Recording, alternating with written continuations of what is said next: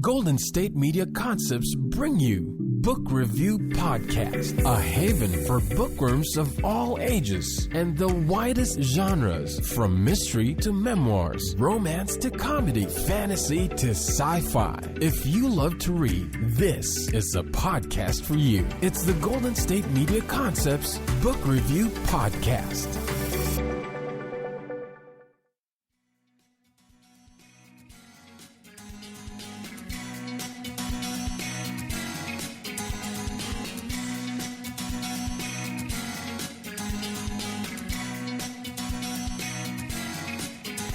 Hello and welcome to the Golden State Media Concepts Book Review Podcast. I am your host, Sarah, and I am so excited for today's episode because we have another author interview, and I am loving doing these author interviews. It's so fun, A, to read books that I might not otherwise have gotten to read, and B, to talk with really interesting people who love books and who love to write and who love to read, and this interview is no exception. So before we get to the interview, we'll be talking a little bit about the book, and that book is The Wild Woman's Guide to Traveling the World by Kristin Rockaway.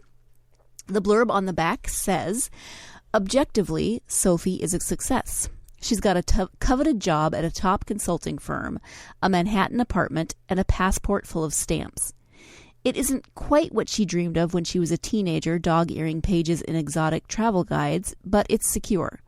Then her best friend bails just hours after they arrive in Hong Kong for a girls' trip, and Sophie falls for Carson, a free-spirited, globe-trotting artist. He begs her to join him on his haphazard journey, but she chooses responsibility and her 5-year plan.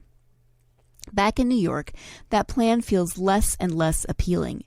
As Sophie recalls the dreams she suppressed, the brief international jaunts she sneaks in between business trips no longer feel like enough. Carson isn't ready to let her go either, but as they try to figure out their relationship, Sophie realizes she may have to pursue her passions with or without him. So this is a really fun book. It actually comes out on June 6th, so it comes out next Tuesday. It is a lot of fun. It is a bit of a travelogue as she goes to Hong Kong and Macau, and you get to catch glimpses of culture and life in those places. You get to see New York through Sophie's eyes and through Kristin's eyes because she grew up in Brooklyn. So you get to see New York through her eyes, through Sophie's eyes. Kristin actually says in the interview that she sees Hong Kong and New York as characters in this book. So that's something to look at. It is a romance. There is obviously the romance between Sophie and Carson. So it is a romance, and it does explore some of those tropes that are common to the romance genre. But it's also, we talk a little bit about the terms beach read and chick lit and how those can have some derogatory connotations in the book world. But this really is a book about a woman's journey to discovering what she truly wants in life. You know, it's to her journey to finding the balance between her 5-year plan, between being that practical, goal-oriented woman and chasing her dreams, chasing her passions. So trying to find that balance and figuring out what is it that she really wants in life? What is it that will truly make her happy? Is it that 5-year plan? Is it that stability of the successful job and the very nice paycheck? Or is there something missing? Is there something that she needs to explore further? So throughout the book, she explores further. There's a little bit of exploration also on Carson's part as he figures out what he wants. It is told from Sophie's perspective, so it's written in first person. So we get more of Sophie's ponderings and her discernment throughout this process. But I really enjoyed the book. It's a great summer read. It's a great book to throw into your bag and take on vacation with you. If you're going somewhere, take it and just escape a little bit. Even if you're not going on vacation, use this book as a mini vacation if you can't get away right at this point in the summer. So I loved the book, and I'm excited for you to hear my interview with author Kristin Rockaway. So without further ado, let's go to that interview. Hi, Kristin. Thank you so much for joining me and agreeing to be on the podcast. How are you today? I'm doing great. Thank you for having me. I'm really excited to chat. I'm excited to chat with you as well. To get started, I would love for my listeners to just get to know you a little bit, whatever you're comfortable sharing about yourself. Yeah, sure. So just a little overview. I'm a native New Yorker. I was born and raised in Brooklyn. Lived in the borough my entire life. So about 8 years ago, I got married like about 11 years ago in New York, and my husband and I just kind of wanted a new adventure. So we packed up our car and drove cross country and decided to start over in sunny San Diego, which is way different from Brooklyn. But I'm loving it. No snow, so that's a plus. And I currently spend my days just writing. I do freelance work as well as my fiction. And I'm raising my 4-year-old son by the beach and loving it. What do you miss most about New York? Oh, the food. Hands down the food. Yeah. Like, you can't get the same sort of like diversity in ethnic food. Like I'm Italian, and you can't really find good Italian food out here. And also just sort of the ability to just kind of get something in a moment's notice. Like I just want to order in, and places close down real early. I also kind of miss the culture, and just there's something going on every night, like every day in New York. And here you just kind of have to look a little bit harder to find it. But at the same token, like I love the sort of slowed down pace of life, We'll talk a little bit about your writing now. Is writing something you've always wanted to do? When did you begin writing? Oh, yeah. I've wanted to be a writer for as long as I can remember. It was kind of like my when I grow up dream, like when I grow up, I'm going to be a writer from when I was little, as I can remember. But, life kind of got in the way. I decided that it wasn't really a safe choice for me. And so I pursued more practical options. I majored in computer science and I became a programmer, and which, I didn't hate it. I liked it. It was fine. But, it didn't really fill that need in my soul that writing filled. But I always kept kind of writing for myself on the side. I'd write like in my journal, I'd write little blog posts, little stories just for me, And then 4 years ago, I had my son, and that kind of changed everything. Because anyone who has a kid kind of knows that you just don't have time. If you're working full time and you have a child, like there's just no room to kind of pursue the things you love on the side. There's just no free time. So I really didn't have much time to write. And after a while, that kind of weighed on me. And when my son was 18 months old, I decided to quit my job. I was like, I'm just going to take 6 months off and devote it to my writing. It was kind of for my mental health too. And that was 2.5 years ago, and I never went back, and now I've got a book out in the world. That's awesome. About that book out in the world, so it's The Wild Woman's Guide to Traveling the World, which is a very fun mouthful of a title. Do you want to, let's talk a little bit about that. Give us a brief synopsis of the story. Yeah, sure. So it's about Sopie Bruno. She's this 20-something career girl living in New York City. She's an overachiever. She's a planner. She's got her life perfectly ordered. Like, she's got it all figured out. She's going to get her MBA, and she's going to work her way up the corporate ladder. And she has this passion for traveling the world. But, she's had some things happen to her in her life where she really craves stability.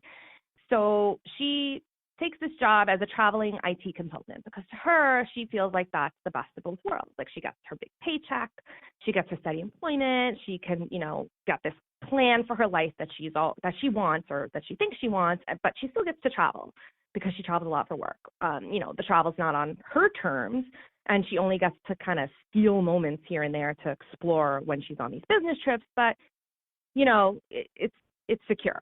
And she's also like kind of really doesn't like her job, but she's like, you know what, it's fine, it's safe, and I still get to travel. So she finally, after working for a couple of years at this job, she finally decides to take some time off that's not work related. She just takes this girls trip to Hong Kong with her best friend, and then on the second day there, her best friend just abandons her. She's like, I miss my boyfriend, I'm gonna go home, and I'm sorry. So Sophie's kind of used to traveling by herself. You know, she's upset that her friend left her, but she's used to traveling by herself. So she says, you know what, I'm just good. This is my vacation. I'm just going to stay and enjoy it. And then she meets Carson, who is this carefree American artist who's bumming around Asia. She's got no schedule, no budget. He's blowing through his trust fund.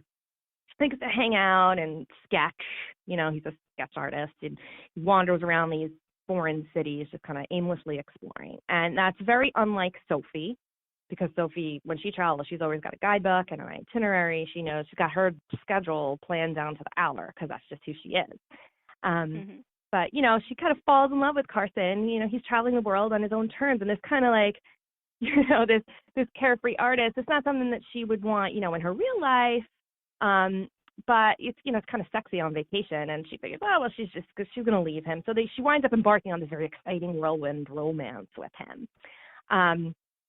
And she figures, you know, it's okay because she's on vacation, and she has these very strict lines drawn between her vacation and her quote-unquote real life, like whatever happens on vacation stays on vacation kind of thing.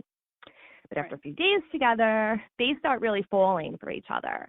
And because she's kind of let her defenses down and she threw her guidebook away, she's allowed herself to have these spontaneous experiences. Like, she's really fallen hard. And partway through the trip, they go on this impromptu trip to Macau. That, you know, they leave Hong Kong. She had been planning to stay in Hong Kong, but he invited her to Macau, so she just goes along. And then while they're there, he asks her to stay with him and to travel the world. He's like, abandon your life in New York. He's like, you know, I know you hate your job, because she's finally kind of admitting that she doesn't like her job, like what she's doing. So he says, you know, just come with me, come travel with me. It'll be everything you want to do. It's going to be amazing. And this is the moment where she just starts to question, like, maybe this plan that she had in her life isn't what she wants. But she's really tied to her plan and her 5-year plan and her need for stability. But at this point, her lines between vacation and real life begin to blur. And so that's a good setup for the story, I think. I don't want to give too much away.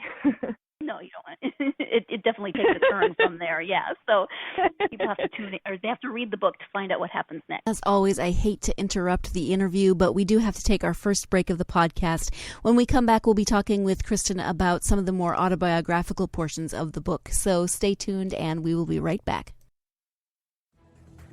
Want to find out what movies to go see? Then check out the GSMC Movie Podcast. It's your ticket to the latest movies, whether it's a new blockbuster event, romantic, comedy, or action flick. This show has got it all covered. They talk some what to go see now, don't bother, what's hot on Netflix, and everything in between. That's gsmcpodcast.com/movie-podcast. When it's all about the movies, it has to be this new show. Don't forget to like them on Facebook and follow them on Twitter. Visit gsmcpodcast.com for more info.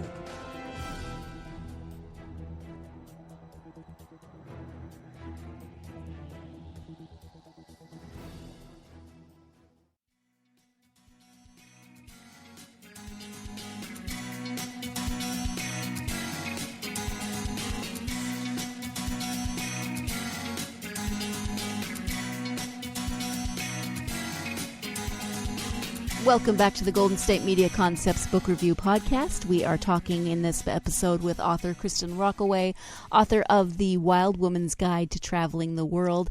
And as I mentioned before the break, we're going to start talking a little bit about some of the more autobiographical elements of the book. So let's get back to the interview. So I know that from doing a little bit of reading that there's some autobiographical elements in this story. I mean, for instance, Sophie works, at least when she's not traveling, she works in New York, and you are from the New York area. Is there anything else autobiographical in the book? Well, there's a lot that's autobiographical. I mean, the whole notion of, needing stability and like putting off your passion for this, this plan and this safety, that's kind of my life. Like, I kind of put aside writing to be this, computer programming. It's pretty safe and pretty stable and pretty lucrative. So I really faced a lot of these same struggles that Sophie faced in her life with regard to like doing what you love versus doing what's like right, and like the need to please other people and versus following your dreams. But on a more specific note, there is something very real world that inspired the first the first scene in this book, which is that I was abandoned on a vacation by Oh no. one of my girlfriends. Yes, when I was Sophie's age, when I was 24, I went to Spain on a girls' trip with a friend, and she just missed her. Like I remember us going down the runway on JFK, like headed to Madrid, and she was telling me like, I don't know if I'm going to be able to last all 10 days because I really miss my boyfriend. And I'm like, oh God. And then we got there, and like as soon as we got there, she booked us plane ticket home. Oh no. It wound up being fine. I had a great time. I traveled by myself. I was kind of part of like a loose tour group sort of. So it wound up being fun, and I met people and had a great time. But that was sort of the inspiration for the inciting incident of this book. Mm-hmm. Wow. So, did you have an adventure like Sophie had, or was yours a little less? I did have a romance, but it was nothing like what happened with Sophie. It was very much there were some lines, very strict lines drawn between real life and vacation there. So right. I'll leave it at that. I'm not gonna pry. Yeah. So the book is fun. I use the term beach reading, not as kind of, some people take that as a little bit of a derogatory term, but for me, I use it as something really fun to read on vacation, because this is, that to me would be just a great, like, it's one of those lose yourself in the adventure book. Oh, I mean, I love the term beach read. I don't think that it's derogatory at all. I think it's good. That was my goal in all of this, to write this sort of quick bit of escapism, there's so much going on in the world right now. Like, there's a lot that's weighing on everybody really heavily.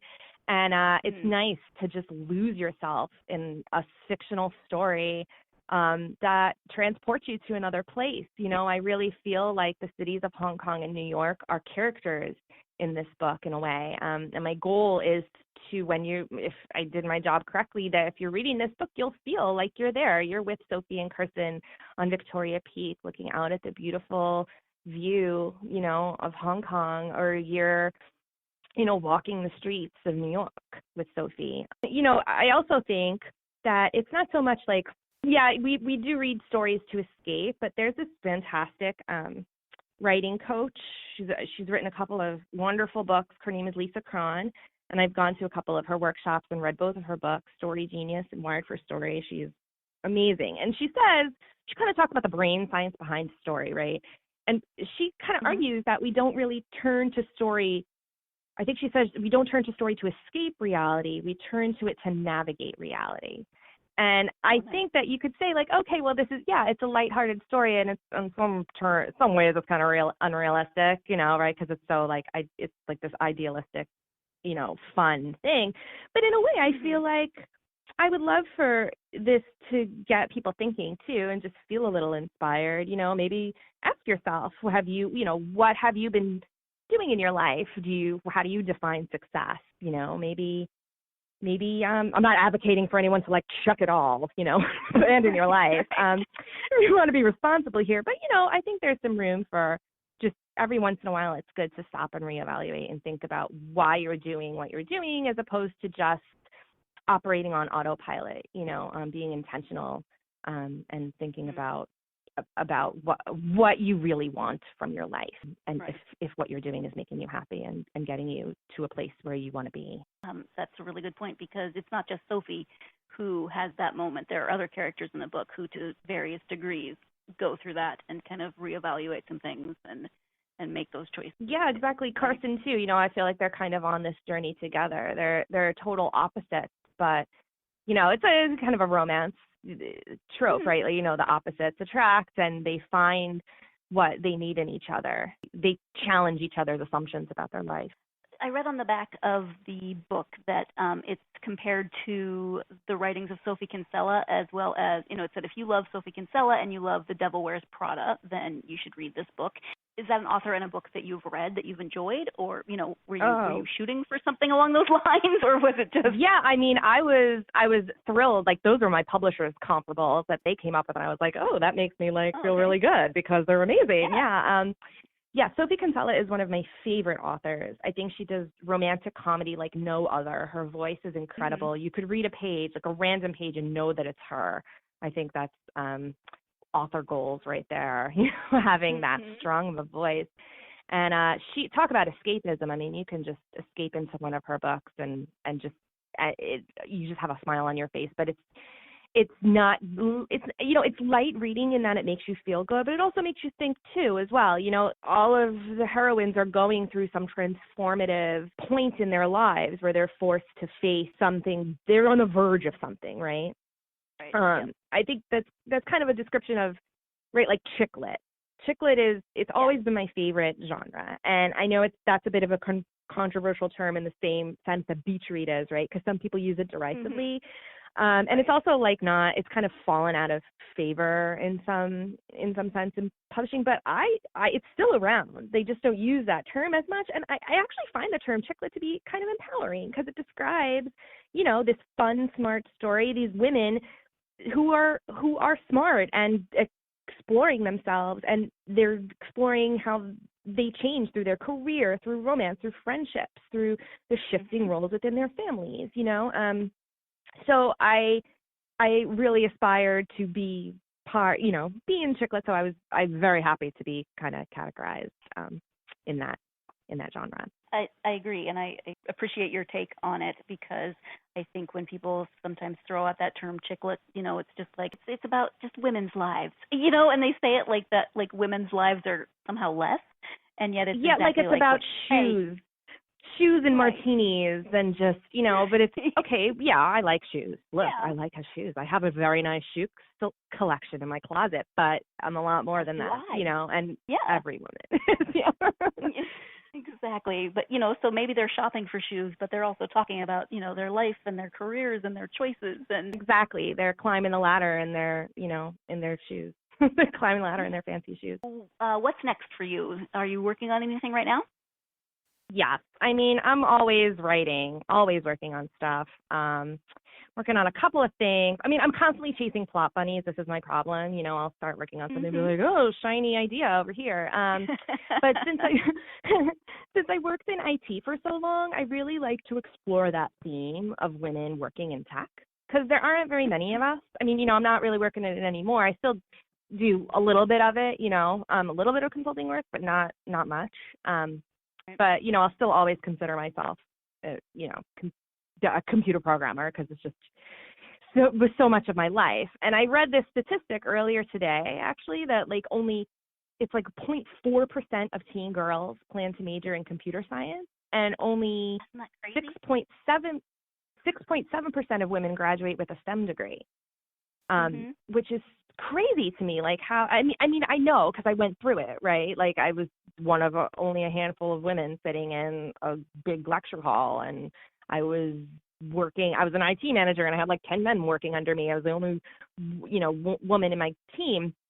But it's still sort of shocking. And when I like to address, because when you read chick lit, for example, I feel like most of the heroines, they're working in marketing or publishing or fashion or other sort of traditional woman jobs. And not that those aren't stressful and important jobs, but there's just this sort of lack of representation of women that are working in tech. I kind of would like to address that, and because whenever I would read these, I would never saw a woman like me working in these kind of male dominated jobs. So I like to address that, but obviously in a lighthearted way. Writing fun, sexy, escapist stories for the STEM crowd. So I do have to jump in one more time so we can take our second break. When we come back, we'll be talking more with Kristin Rockaway about her book, Wild Woman's Guide to Traveling the World. And we'll talk more about her writing style, her writing schedule, what she has coming up next, etc. So stay tuned, and we will be right back. Tired of searching the vast jungle of podcasts? Now listen close and hear this out. There's a podcast network that covers just about everything that you've been searching. Hey! The Golden State Media Concepts Podcast Network is here. Nothing less than a podcast bliss with endless hours of podcast coverage.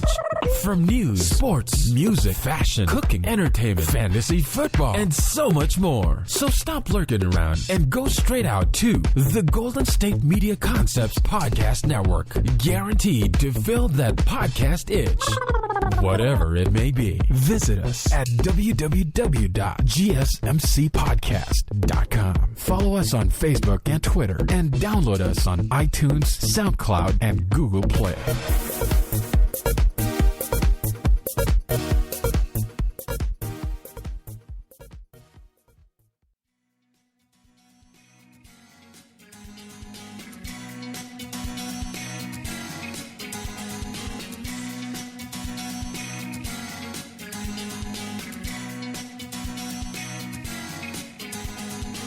Welcome back to the Golden State Media Concepts Book Review Podcast. We are speaking with author Kristin Rockaway, and as we conclude this episode, we'll be talking more about Kristin's writing style, her writing schedule, her favorite authors and genres, etc. So let's get back to the interview. So do you have anything this book's just coming out, so it comes out officially June 6th, right? Yeah. Mm-hmm. Few So, short days. Yeah, that's so exciting. Do you have anything planned for the launch or anything?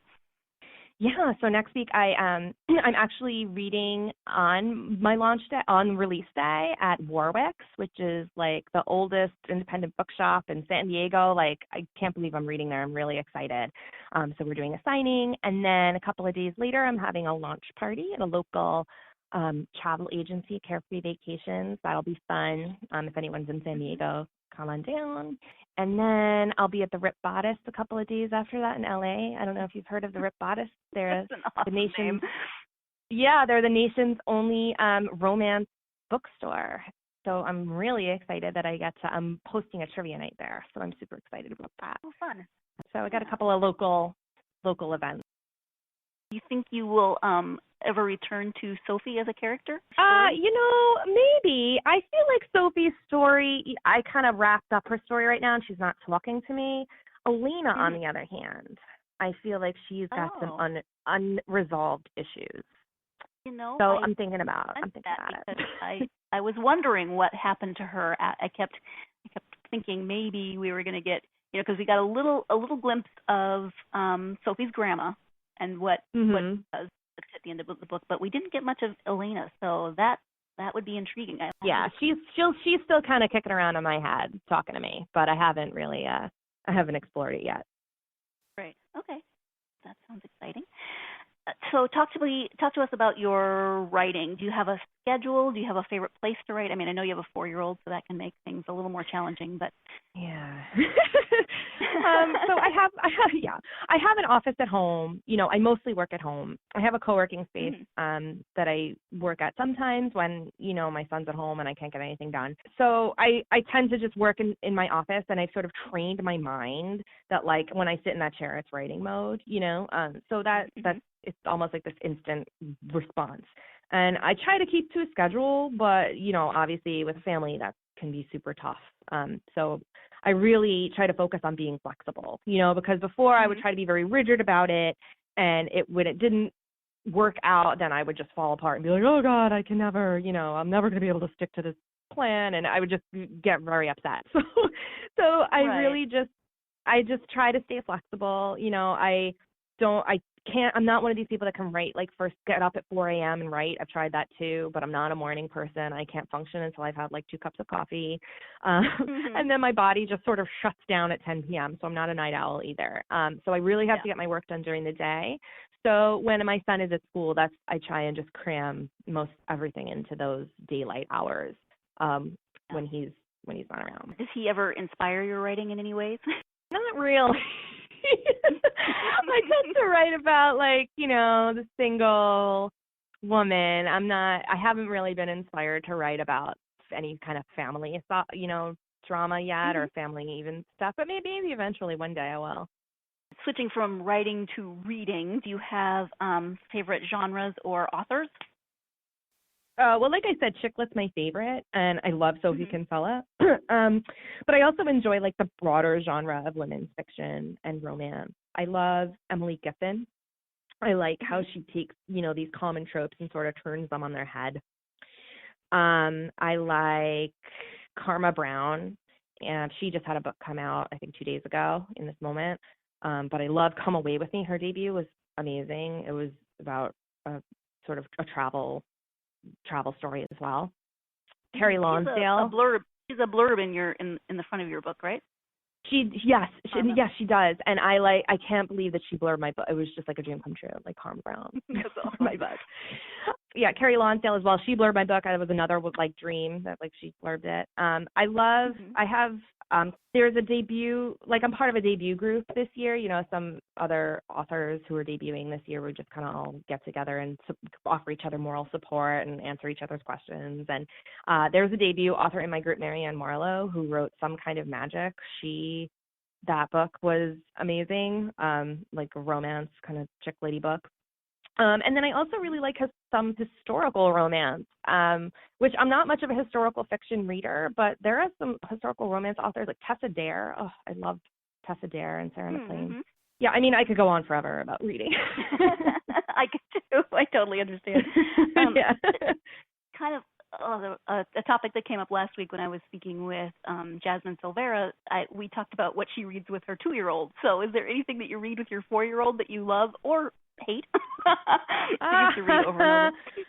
Oh, well, so my son is obsessed with trucks and trains and essentially like anything with like 2 to 4 wheels and a motor. So whenever we go to the library, there's like a bin of books toward the front, with different themes, and there's a themed things that go section. And so whenever we go, he just runs straight for that and pulls out basically every book. So I know more about like construction vehicles and trains and airplanes, and I know so much about this. Like we'll be at a construction site and I'll be like, oh no, that's not an excavator, that is a backhoe. Like I know all the differences between them. So I'm feeling like this is like taking up so much space in my brain. I need to write a book where the hero or the heroine, like one of them is like a construction site worker, because I need to use this knowledge. As we are wrapping up a little bit, is there anything else that you would like people to know about you or your books or anything coming up? I was just kind of going to talk about how I like, that we live in like this sort of troubling time, and my book offers this temporary escape. And, if you're looking for a laugh and a positive sort of uplifting story, then this is for you. Just take a few minutes out of your real world to just sort of indulge in a little escapism, and hopefully find a little inspiration. I'd love for people to take away from this book that, they're inspired to maybe follow their dreams or abandon some plans that they've had. And, because life can take an unexpected turn when you least expect it. Something unexpected can happen, even when everything looks sort of bleak. I hope everybody likes it. Well, everyone should go and pick it up because it is a fabulous summer read. I know you're on social media. Do you want to tell people where they can find you and follow you? Yeah, absolutely. I'm probably most active on Twitter or on Instagram. I'm not much of a picture taker, but I'm getting the hang of it with Instagram. I'll find things like, oh, that's Instagrammable. So I'm getting more active there. And it's my handles are just Kristin Rockaway, Kristin. I have my website at KristinRockaway.com. You can sign up for my newsletter and keep on top of any, I barely send it out, but, I have these things coming up next week. I'll let you know about them. And then there's some stuff later on in the summer. I'll be attending a couple of festivals and conferences. So sign up there. And yeah, and I love to get mail. I love to get mail from readers, and, I love to attend, book clubs. I'll even Skype into your book club. So send me an email. My email is on my website, but it's also Kristin at KristinRockaway.com, and I'd be happy to talk. Yeah, and there's actually a reader's guide at the end of this book. Yes, there is. And you can access that on my website as well. Oh, okay. Did you contribute to that, or was that your publisher who put that Oh, together? I did. Yeah, no, I wrote that. I didn't realize that, like, a lot of times you're just writing your own reading group guide. That was things I've learned in the publishing, right? Like, I wrote those all myself.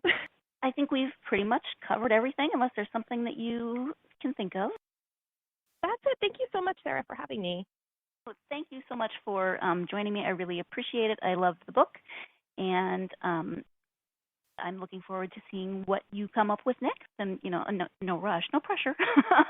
But yeah, me too. I'd like to see what I come up with next too.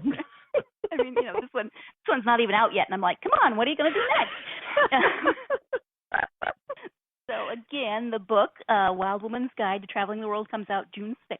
So you should definitely check it out. And if you're in the San Diego area, you should go and meet Kristin and maybe get a signed copy of the book. Yeah, absolutely. Thank you again. I really appreciate it. Thanks again. Once again, I want to thank author Kristin Rockaway, author of The Wild Woman's Guide to Traveling the World, for joining me today for this conversation. I really enjoyed the book, as I said, and I really enjoyed speaking with Kristin. She is fun, as you can hear. She is engaging, and the book is the same. So I highly recommend that you go out and pick it up, The Wild Woman's Guide to Traveling the World. If you're in the San Diego area next week, the book comes out, and Kristin will be at those locations that she mentioned during the interview, so you can go hear her read, get a signed copy, etc. As always, I want to thank you so much for joining me. I hope you'll join me again next week when we will be talking about some more of my favorite authors from childhood. Reading this book and speaking with Kristin today made me think, of course, about New York, and one of my favorite books that is set in New York, and that is a book by author E.L. Konigsberg. So I hope you'll join me as we discuss author E.L. Konigsberg and some of her books that were favorites of mine as a child. As always, you can find all of our podcasts at www.gsmcpodcast.com. You can download those podcasts on iTunes, SoundCloud, Stitcher, any of the apps that you use for your mobile devices. And in addition to following Kristin on social media, you could follow us on social media. We're on Twitter, Tumblr, Instagram, and Facebook, GSMC Book Review. I would love to hear your thoughts. I would love to hear your favorite authors, your favorite genres, etc. So come find me on social media and leave me a comment. Again, thank you so much for joining me. Join me again next week. I hope you'll join me again next week. But in the meantime, what I really hope is that you will go get yourself lost in a good book. Thank you. You've been listening to the Golden State Media Concepts Book Review Podcast, part of the Golden State Media Concepts Podcast Network.